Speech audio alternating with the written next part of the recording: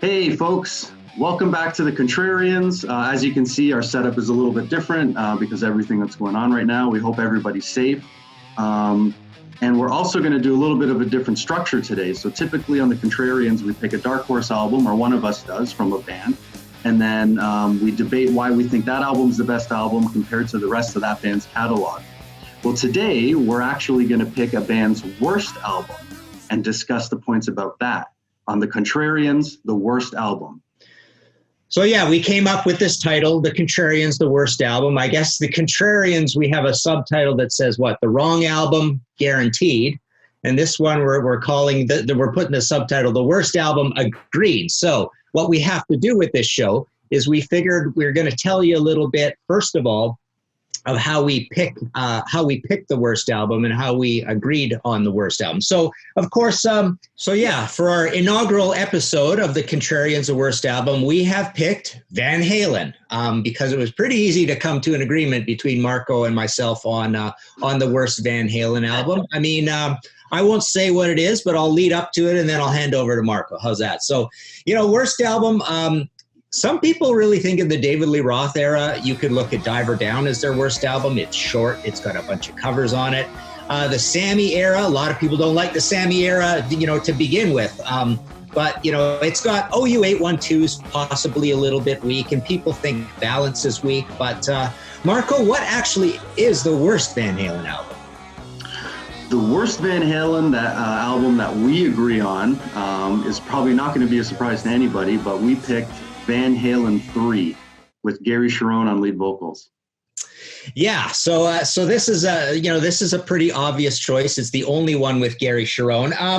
Let me give you a little bit of a background on the album. So at this point, it's 1998. Number one, who puts out albums in 1998? Nobody does. It's a weird time for a band to put out an album. I don't know, but anyways, we've got a situation where Van Halen, we're learning over the years, there's a lot of bad blood between them and lead singers, LSD, lead singer's disease, I suppose. So we lose David Lee Roth, right?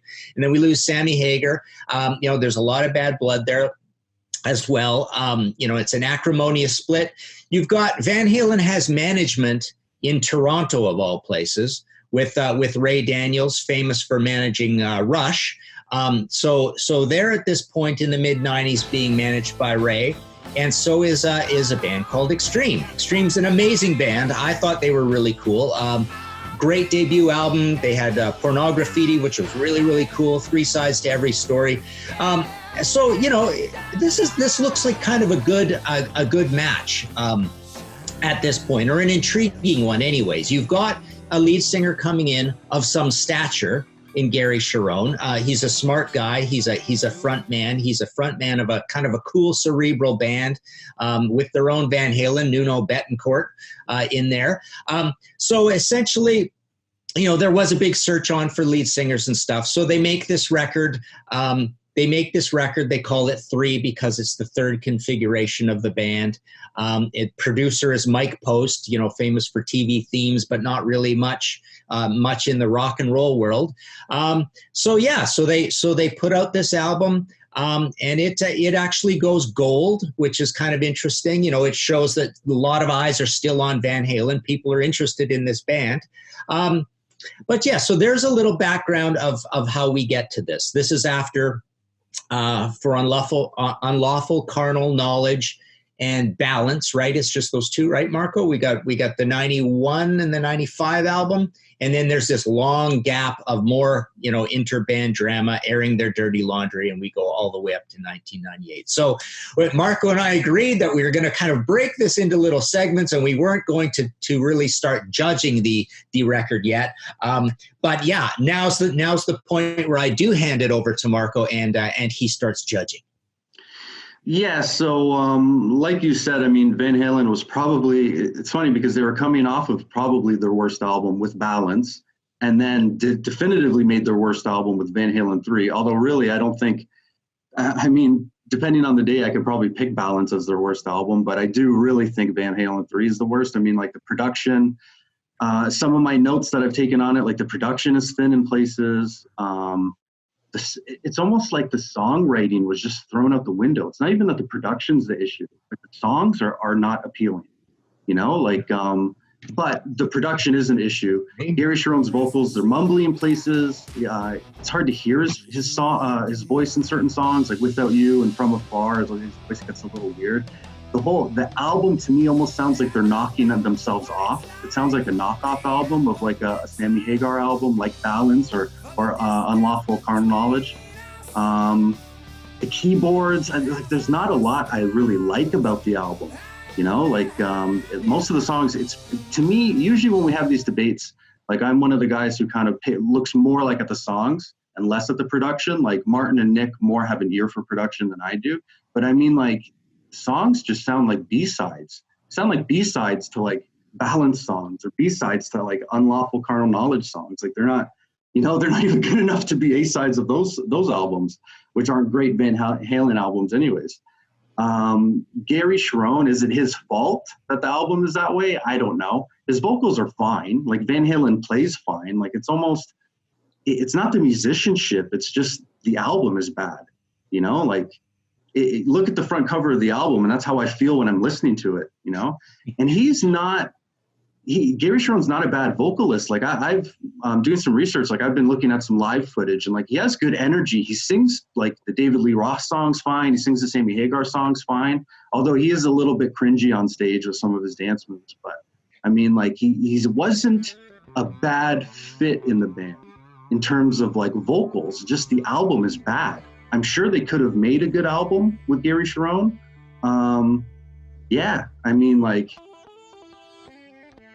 Even he says the production's bad. Like, I don't know what could have saved this album at that point. Yeah, I totally agree with all those points. So I thought again, I totally agree that everything sort of sounds like a B-side on it. I'll read you a little quote from Gary. This is kind of interesting. So I have this book called Unchained, a Van Halen user manual.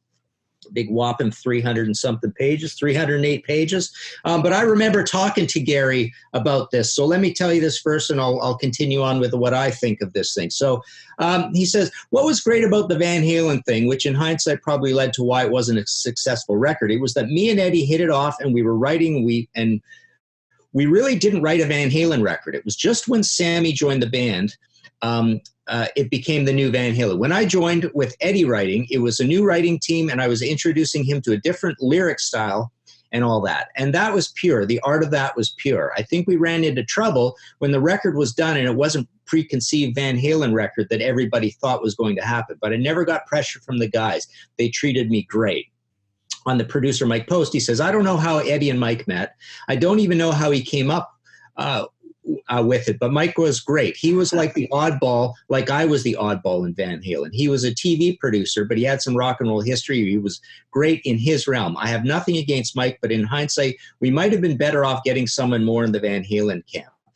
So I might read a little more, but I mean, essentially, I agree that I don't know. The production, I don't think, is particularly terrible. Marco mentioned the playing. The playing is this very sort of abstract, atmospheric Van Halen playing. The songs definitely sound like B-sides because they sound just completely casual and tossed off. I made a few notes. So one thing, okay, here's another thing that's interesting. This is the last one, with Mikey on bass, but he only plays on Fire in the Hole, Without You, and One I Want. It's Al, it's Eddie. Gary comes in here, and one thing he does that annoyed a lot of people, and it was pointed out in a lot of reviews, is he's very shouty. He's a lot more shouty than he was in Extreme. So it's almost as if he's trying to sound like Sammy Hagar, and he actually does sound a little bit like Sammy Hagar. I saw this tour live. Pretty sure it was Molson Amphitheater. I saw them live, and I totally agree with Marco that Gary had kind of a really weird, effeminate, theatrical style on stage. He even went in and did some theater later on, right? So he had this kind of like chafing sort of look to him. Although he was a big athletic guy, he looked pretty cool. And again, he's coming into the band with some stature, which is kind of neat. I went and wore my, this is my Van Halen 4 shirt, Bullet Boys. Mark Torian from this band would have been a good choice. voice, right? In there, because Bullet Boys are the baby Van Halen, and they made some great records. I love this band, right? But one thing I wanted to mention is that, when we conceived of this show, we thought, well, are we going to praise these records or diss them, or just kind of treat them for all the good and the bad they have? And we decided it's truer, it's more honest, and it gives us freedom to talk about the good and the bad. So I do want to mention some of the good on here, but starting with the bad, I mean, you do have pretty much the whole first half of the album just annoys people for various reasons. I mean, Without You tries to be this sort of heavy song. What I Want has this very annoying sort of melody to it. There's all these little kind of musical interludes and beginnings, the way Van Halen was getting into the habit of. Fire in the Hole is not so bad, but again, it's kind of casual. It's one of the heavier ones. That also was a single choice. But what I did like on this record is way late into the record, when everybody has basically stopped listening, you've got Josephina, which is this sort of cool psychedelic Beatlesque ballad. It's mellow, but it's a kind of a cooler, darker mellow than the Sammy sort of schmaltzy power ballad sort of mellow. Year of the Day at 8 minutes and 32 seconds is really proggy and atmospheric. So that's my favorite song. Yeah, that's my favorite song off the album. Absolutely, I agree. So that was a pretty daring thing, and that falls into what Gary was saying about the we weren't really writing a Van Halen album. The other thing Gary says, maybe I'm going to read this later, but the other thing Gary says is that he really wished that they would have toured first before making the album, and that would have given them maybe try out some of these songs or whatever. But I mean, that's usually what bands do when they flip it around. But even just touring to get the chemistry right and figure out kind of what's working or whatever. But yeah, later in the album again. You've got another one of these little instrumental doodles called Primary. You've got Ballad or the Bullet, which is another pretty cool song on here. It's faster. It's again, atmospheric, moody, kind of like some cool, counterpointy melodies in it. And then closing the album, you've got How Many Say I, which is a ballad with piano and I think acoustic guitar in there. But the big thing about this is it's an Eddie Van Halen lead vocal. And, people jumped on Eddie for doing this lead vocal, but I like his voice and I think he can sing. I thought it was pretty decent. So the whole end of the album is actually really cool and creative and artistic and daring. But the front, where he's trying to act with, bring in some of that Sammy bravado and some of the Dave bravado, which doesn't fit on this more thoughtful Boston guy, and trying to be the tough guy with the tough raspy voice, and over these songs that are trying to rock, but Eddie basically is kind of phoning in a sort of riff on them. It just doesn't work. So when they get really out there, I thought it was pretty cool. And, a crazy idea is you take all the more out there stuff on this, double it up, and maybe even make a double album of really crazy stuff. They really would have had people talking, and I'm sure people would have hated it even more, but that would have been a really cool, daring thing. Mm-hmm. So, hang on, let me just see if there's anything else interesting from Gary on this. No, I'm not going to, because I lost my bookmark, so I'm not going to bother. I don't want to look up for where it was. But yeah, I had a great chat with Gary, and he was a really good heart-to-heart album. Honesty on it. He really understands music. He knows what's going on. He knew what was going wrong. Like he says, though, he had this great chemistry with Eddie, but it just didn't work out. Like Marco says, the fans got on him as soon as he started, coming on stage and doing some of his little theatrical shimmying around the stage, right? but the record itself was just a hard record to love, right? Okay, so why don't I give my pros and cons, and then we'll both give the album a rating out of 10, and then we'll do a bit of a wrap up. Sounds good. So basically, I agree with Martin. Probably the best thing on the album for me was the song A Year to the Day. It's moody, kind of starts off with the flamenco, like 16th century Greensleeves kind of thing. Reminds me a little bit of the intro to Farewell to Kings by Rush. And also, it's interesting that you like the song a lot, because it does kind of turn powered ballady. It almost sounds like Scorpion's Holiday in a way to me. But I love the song, and Gary's vocals shine on that song. It's my favorite song in the album. I do like Fire in the Hole. It does kind of sound classic Van Halen-ish. Has a cool little outro. I dig the chorus of Dirty Dog. Dirty Water Dog. That one has a moody guitar solo as well. Like I said, the playing is fine. You know, Gary's voice is fine. Like it's not, like it's just not exceptional in any way. And I think that's kind of where, you know, the problem with me is. But back to A Year in the Day, like that guitar solo is very cool. It sounds like you're listening to it underwater. Some of the cons for the album, I have a whole list here. I kind of already went over a lot of these, but yeah, basically those are my pros. For, you know, rating it out of 10, I don't know. Like that would be, I don't think it deserves a 1 or a 2, but probably a 3. I would give it a 3 out of 10. What would you say it is out of 10? Well, okay. So for my wrap up, to answer your question directly, I think I'm going to go with a 4 out of 10 because, like I say, I like the last 4/10 of the record, basically. I think it's pretty cool record later on. It wins me over, this idea. After the shock wears off and after they basically say, you know what, we're not even going to try, do this Van Halen thing that we were doing. One other thing I wanted to mention is where does this fit in the idea of the Van Halen Brown sound? I love the idea of the Van Halen Brown sound, which is something that does not exist on the debut album, but it really picks up and it really defines itself on Van Halen 2, 1979. To me, it's a combination of Al's really cool drum sound that Ted Templeman got for him. The snare sound, the bass drum sound, the very hard hitting bass drum sound, the toms, lots of cymbals. So Al is a big part of the Brown sound, but so is Eddie with his kind of chromatic, muddy guitarness.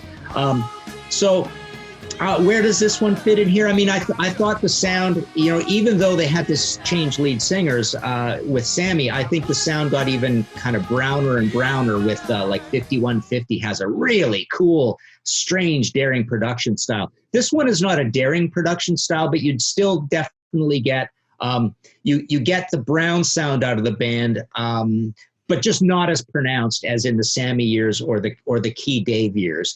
So I like that, but I really like, Marco, what you're saying about how, Eddie is definitely being very daring when it comes to his guitar solos and his sounds. And yes, I mean, these riffs, by being so casual, are also kind of daring. So he is really contributing to the Brown sound idea as well. So if you wanted to pick up kind of like some things to love about this record, you can almost just, as a through line, just listen to what Eddie's doing through the whole thing, and you can find a lot of cool things to hear because he's being very, very, very Eddie Van Halen, and not in a songwriting Eddie Van Halen way. That's for sure. We agree he's not there, but just in an artiste on the guitar. He's definitely that throughout this record. So there's another reason why I prop it up to at least a 4 out of 10. So between the two of us, it's basically a 3.5. Absolutely. There we go. There's our average Contrarians grade for this episode of 3.5. We both agree it's the worst Van Halen album. Is there anything else that you want to add? No, I think that's it. I mean, obviously, we would love to hear your comments in the comments section below. See what you think. I mean, suggestions for other shows, right? And I think you've got one planned, don't you? You and Nick are going to do one, right? Actually, Graham is going to be introduced to the show, and he's going to do an episode with Nick. They're going to be looking at Slayer. Yeah, very cool. Yeah. Very cool. I do want to bring one more thing. Like, how would you compare it to the album from 2012, A Different Kind of Truth? Wow. That record I absolutely love. I thought that was an amazing, amazing comeback. Some people were a little down on it, thinking that the songs were slightly subpar. And then, the good ammo for saying that is because almost all the ideas were old ideas from the old days. But yeah, this has nothing to do with that record because A, we got David Lee Roth on that record instead of Gary. B, it's probably their most song-based album. Really, probably since the debut, I would almost say. It is really like a no-nonsense, heavy album. Get in, a lot of heavy songs, a lot of great, solid songs. I thought it was an amazing record. So it doesn't compare in any way, I don't think, to that. But you made an interesting point earlier. I mean, this does kind of compare. You said Balance would be your second worst, and I think this does. So. This does compare to Balance because Balance is also a very ragged, undisciplined Van Halen album. Mm-hmm. With for unlawful carnal knowledge coming in maybe third worst. Well, to me, no, I not to me. I wouldn't agree with that. To me, that's my favorite of the Sammys. It's long, it's heavy, it's got a whole pile of songs. I thought OU 812 is weaker. It's short, it's casual and jokey. It's not that heavy. And I also feel pretty much the same way about 5150, but I just love the production of 5150. No, I think for Unlawful Carnal Knowledge is their one, as I call the Go to Vancouver and Try Harder album, right? I'm not sure if any or how much was done in Vancouver, but it's right in that era, 1991, where everybody was being, grunge is taken over. It's time to really try and make a really heavy duty, substantial album. And Motley Crue went through the same thing with Dr. Feelgood, right? But I thought that was a good, meaty, substantial record. It's my favorite of the Sammy years. Yeah. And one thing, I guess we'll kind of wrap it up, but one last point is like one thing I didn't realize was Gary was in the band for like 3 years. Like, it doesn't feel like he was in the band that long. Yeah, but, I'm a little hazy on the timeline right now off the top of my head, but I guess what you're saying is they really tried to make this thing work, eh? Yeah, and what was like when the album came out, was it commercially successful, Van Halen 3? Well, no, like I say, it went gold, which is actually not terrible for what but Van Halen's a massive band. They've got, I think, 2 diamond albums in 1984 and the debut are both diamond, which is sales of over 10 million copies in the States, right? But, for it even to go gold is I think, a fairly decent accomplishment because A, you're changing the lead singer, and B, you're making a crappy album. Yeah, and when you went to go see them, was the tour successful? Like, was there a lot of people there? Did they tour a lot for the album? For the life of me, I can't remember. I can't remember how long the tour was. I can't remember how many people were there. People were loving the spectacle of this strange, Van Halen doing this with Gary. And, of course, you get Sammy songs, you get Dave songs and stuff. And Gary can sing his butt off. He's a great singer.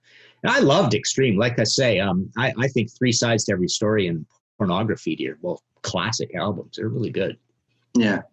So, it's too bad they didn't get another chance at making an album considering he was in the band for that many years, because maybe they could have righted some of the wrongs that they had with that album. But I think we pretty much said said everything there was to say. Yeah.